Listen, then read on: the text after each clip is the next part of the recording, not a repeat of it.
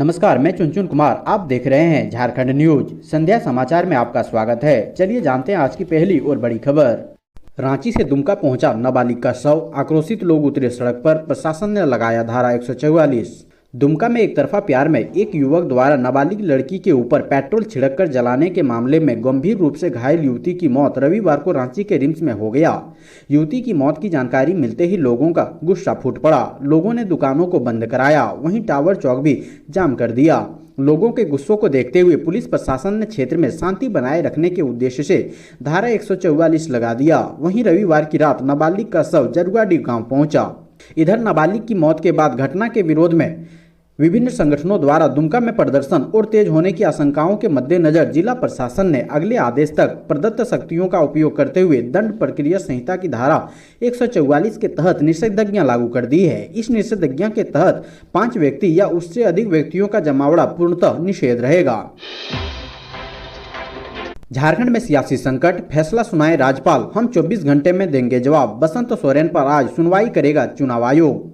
मुख्यमंत्री को विधायक पद से अयोग्य ठहराने की चर्चाओं के बीच रविवार को पहली बार महागठबंधन के मंत्री और विधायकों ने प्रेस कॉन्फ्रेंस कर राज्यपाल से जल्द स्थिति स्पष्ट करने की मांग की है। कहा है कि इच्छा है तो धारा 356 का इस्तेमाल कर सरकार को बेदखल कर दे। महागठबंधन 24 घंटे में जवाब देगा और संवैधानिक ताकत के साथ खड़ा होगा। यूपीए नेताओं ने इस दौरान भाजपा की भूमिका पर भी सवाल उठाए। सीएम आवास में आयोजित प्रेस कॉन्फ्रेंस में परिवहन मंत्री चंपई सोरेन ने कहा, जनप्रतिनिधित्व अधिनियम 1951 की धारा 9A के अंतर्गत आज तक देश में किसी विधायक को अयोग्य करने का मामला सामने नहीं आया है, लेकिन मुख्यमंत्री को अयोग्य ठहराए जाने की बात को हवा दी जा रही है। आखिर सीएम के साथ संवैधानिक संस्थाओं का दुरुपयोग कर ऐसा बर्ताव क्यों किया जा रहा है? क्या कारण है कि चुनाव आयोग के पत्र पर राज्यपाल ने अब तक फैसला नहीं दिया? ऐसी क्या कानूनी सलाह है जो वो नहीं ले पा रहे हैं? चंपई ने सवाल उठाया कि क्या समय काटकर विधायकों को खरीद फरोख्त को हवा दी जा रही है?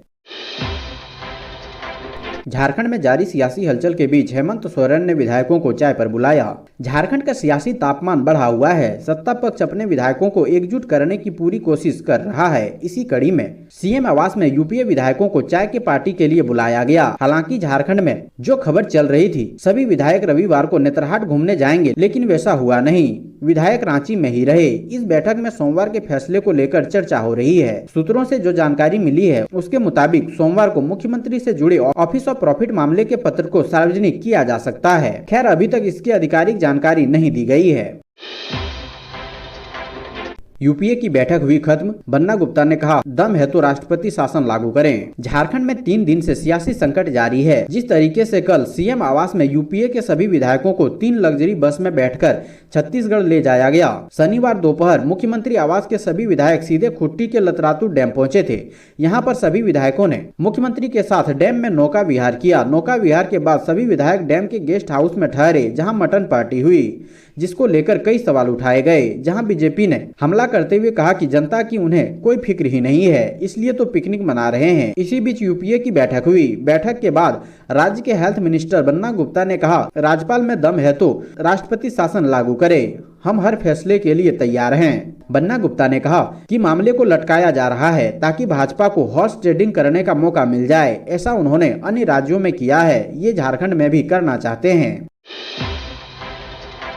झारखंड बोर्ड क्लास 8वीं का रिजल्ट घोषित, जानिए कितने छात्रों ने पास की परीक्षा। झारखंड बोर्ड द्वारा क्लास 8वीं का रिजल्ट घोषित कर दिया गया है। ये रिजल्ट आज जारी हो गया है। वे कैंडिडेट्स जिन्होंने झारखंड एकेडमिक काउंसिल की क्लास 8वीं की परीक्षा दी हो, वे आधिकारिक वेबसाइट jack.jharkhand.gov.in या jackresult.com पर चेक कर सकते हैं। इस बार झारखंड बोर्ड का 8वीं का कुल पास प्रतिशत 90.33% रहा। बता दें कि झारखंड बोर्ड क्लास 8वीं की परीक्षा जून जुलाई के महीने में आयोजित की गई थी।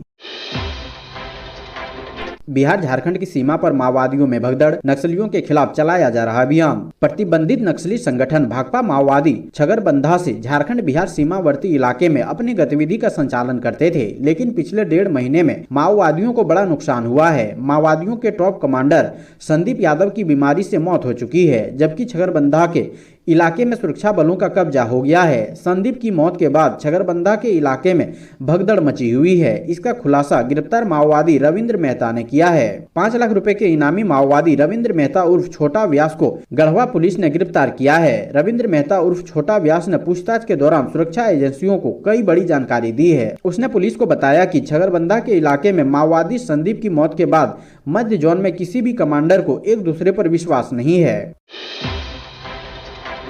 AK-47 केस में बड़ा खुलासा, जवानों ने ईडी को बताए अफसरों के नाम। सीएम आवास की सुरक्षा में तैनात जवानों ने रविवार को ईडी की पूछताछ में उन पुलिस अधिकारियों के नाम का खुलासा किया है जिनके कहने पर वह प्रेम प्रकाश के लिए काम कर रहे थे। इसके साथ ही रांची पुलिस की उलझनें बढ़ गई है।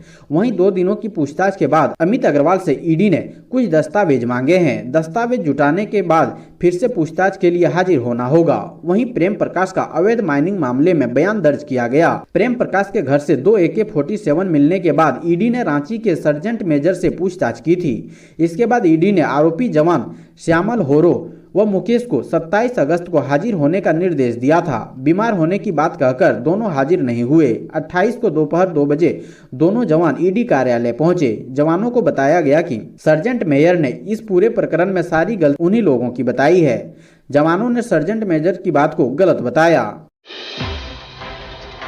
इसी हफ्ते जारी हो सकते हैं झारखंड बोर्ड क्लास 11वीं के नतीजे। रिजल्ट को लेकर क्या है ताजा अपडेट? झारखंड बोर्ड क्लास 11वीं के रिजल्ट को लेकर ताजा अपडेट सामने आ रहा है। इसके मुताबिक जैक 11वीं के नतीजे इसी हफ्ते में किसी भी दिन जारी हो सकते हैं। हालांकि बोर्ड द्वारा अभी इस संबंध में कोई आधिकारिक सूचना प्रकाशित नहीं की गई है, लेकिन मीडिया रिपोर्ट के अनुसार रिजल्ट इसी वीक जारी हो सकते हैं। बता दें कि पहले JSC 11वीं का रिजल्ट शनिवार के दिन रिलीज होना था, जो कुछ कारणों से नहीं हो पाया। एक बार जारी होने के बाद झारखंड बोर्ड 11वीं के नतीजे झारखंड बोर्ड एकेडमिक काउंसिल की आधिकारिक वेबसाइट पर देखे जा सकते हैं। रिजल्ट देखने के लिए jackresult.com और jack.jharkhand.gov.in पर रिजल्ट देख सकते हैं।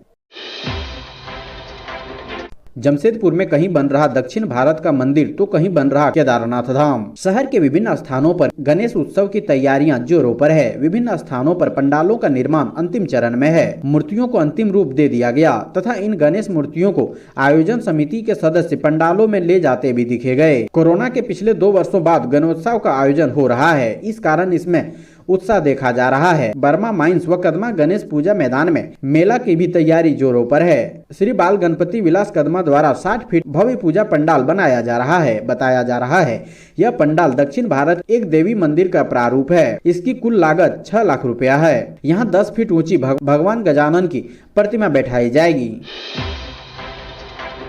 रांची में स्कूटी सवार अपराधियों ने जमीन विवाद में मारी गोली, रिम्स में भर्ती।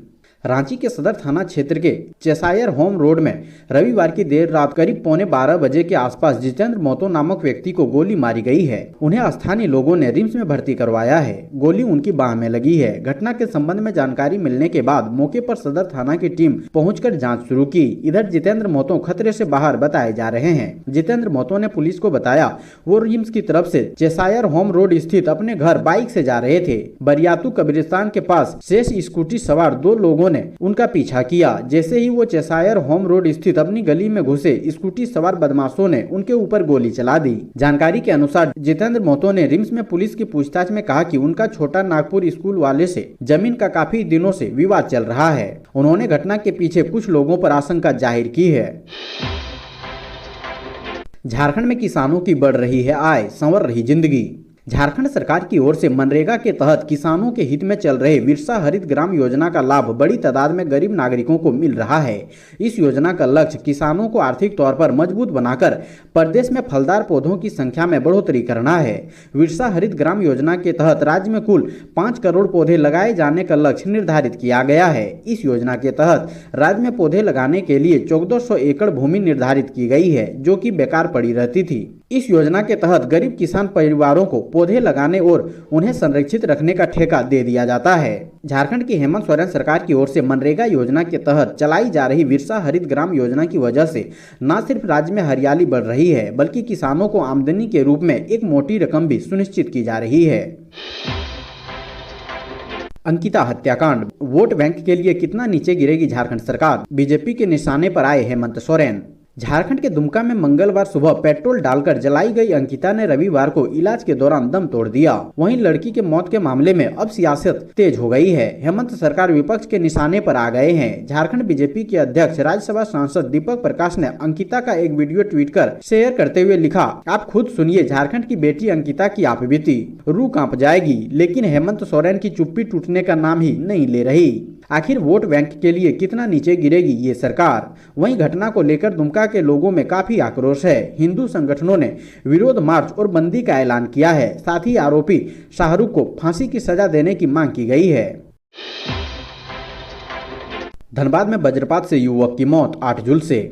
धनबाद में फुटबॉल मैच के दौरान वज्रपात की घटना हो गई। इस दौरान पेड़ के नीचे खड़े फुटबॉल मैच देखने आए लोग वज्रपात में झुलस गए। इस हादसे में एक व्यक्ति की मौत हो गई, जबकि 8 लोग झुलस गए। वहीं इस साल झारखंड में वज्रपात से मरने वालों की संख्या 67 से अधिक हो चुकी है। बता दें कि धनबाद के पंचे तोपी अंतर्गत कल्याणचक बस्ती में 2 दिवसीय फुटबॉल टूर्नामेंट का रविवार को फाइनल मुकाबला खेला जा रहा था। इसी दौरान शाम 4:30 बजे मौसम खराब हो गया और गर्जन के साथ बारिश होने लगी। इस पर दर्शक एक पेड़ के नीचे छिप गए, तभी वज्रपात हो गया। इस दौरान 20 वर्षीय युवक समेत 9 लोग झुलस गए। बाद में झुलसे 20 वर्षीय युवक ने दम तोड़ दिया।